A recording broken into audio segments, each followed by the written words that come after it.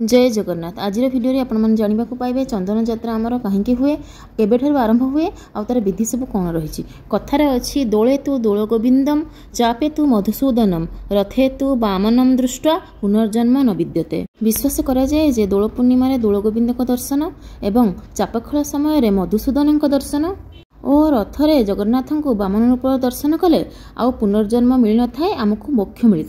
बढ़िलाणी उत्ताप बैशाख मासर झांची खरारे मनीष तो मनीष कालिया ठाकुर श्रीअंग को मध्य बाधा लगिला। एथर आम कालिया ठाकुर बोला हाबे घोरा होइथिबा चंदन करिबे जल क्रीड़ा। कथार अच्छी आम ओडिशा रे 12 मासरे 13 यात्रा। प्रभु जगन्नाथकर जिते चंदन यात्रा कथा उठे नई जाए आम मस्तक एवं लक्ष लक्ष श्रद्धालु आसी पहुंची जाती जगन्नाथ धाम बड़दाण्डरे एवं जगन्नाथंकर से चाप क्रीड़ा देखा।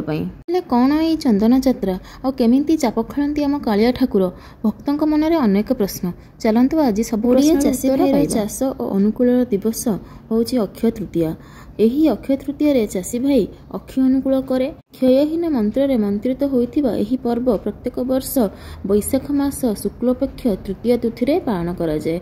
यार नाम हूँ अक्षय तृतीया। सुंदर नील आकाश को रंगीन करुथिबा इंद्रधनु परी पवित्र अक्षय तृतीयर एही पर्व रे आउ टिके खुशी आनी दिए महाप्रभु जगन्नाथंकर चंदन यात्रा। ग्रीष्म ऋतुर तापकष्ट शरीर को रौद्र तापरु रक्षा करिबा पई ही अक्षय तृतीय दिन ठारू महाप्रभु श्री जगन्नाथ चंदन लगी होइथांती। चंदन लगी हेला पर 21 दिन बाहर चंदन एवं 21 दिन भीतर चंदन एहीपरि 42 दिन धरी कालिया ठाकुरे पवित्र चंदन बेशरे श्रृंगार होइथांती। चंदन कलसित नीलकलेवर पीतबसन बनमाली महाप्रभु श्री जगन्नाथ ही चंदन यात्रा रे पाटवस्त्र परिधान न करी बैराणी सूतालुका परिधान करिथांती। महाप्रभुंकर द्वादश यात्रा मध्यरु पवित्र अक्षय तृतीया अन्यतम। एही गंध यात्रा लगी पूर्व दिन रात्रि भोगमंडप घरे चंदन अधिवेश होई रही थाए।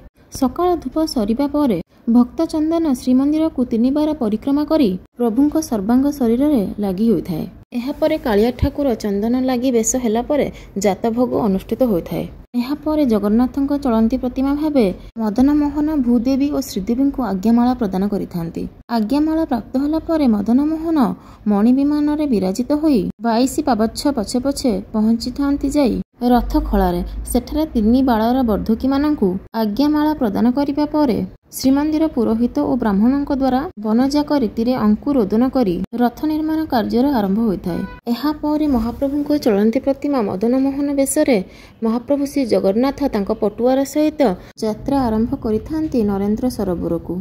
महाप्रभु चंदन चकड़ा उपरे पहुंचीबा परे सेठारे ठाकुर को पानी लगी हुए।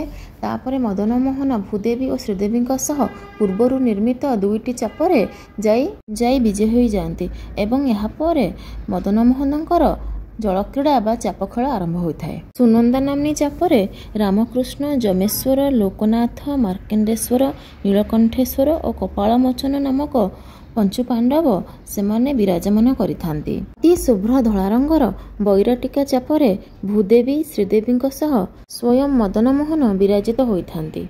चापरे ठाकुर विराजमान हेबा परे तांकु प्रसाद लागि होइथाए।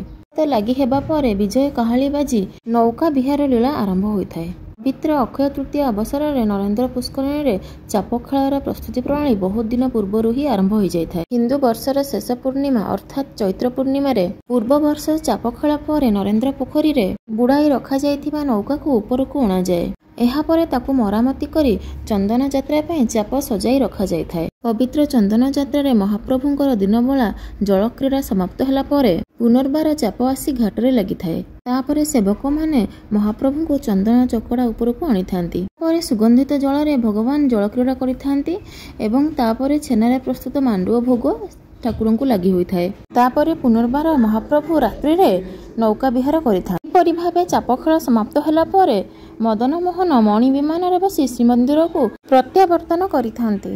एहीपरि महाप्रभु 21 दिन धरी बाहर चंदन यात्रा नट बर चक्र नारायण रासकेली नाबकेली एहीपरि 21टी बेशरे श्रृंगार होइथांती। बाहर चंदन यात्रार शेष दिन बा भौंडी यात्रा दिन हलदी पानी रीति अनुष्ठित करा जाए। परे 21 दिन भीतर चंदन रीति आरंभ होता है। 21 दिनर एही भीतर चंदन यात्रा रीति रे प्रत्येक दिन महाप्रभुंकर प्रत्येक दिन सकाळ धूप सरिला परे ଗୁପ୍ତ ଆଲଟ ଲାଗି ନୀତି ଅନୁଷ୍ଠିତ ହୋଇଥାଏ।